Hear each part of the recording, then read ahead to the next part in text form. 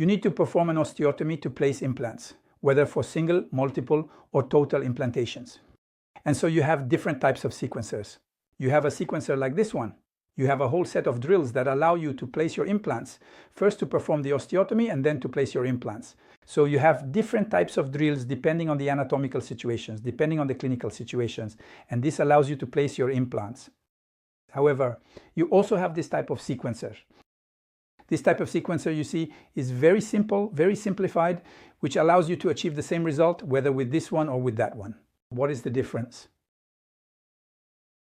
With this sequencer, I perform practically 95% of my osteotomies, whether for single implantations, multiple implantations, or total implantations. The fact of using this sequencer and this protocol, which I have been using for over 15 years, has allowed me to significantly reduce my chairside surgery time.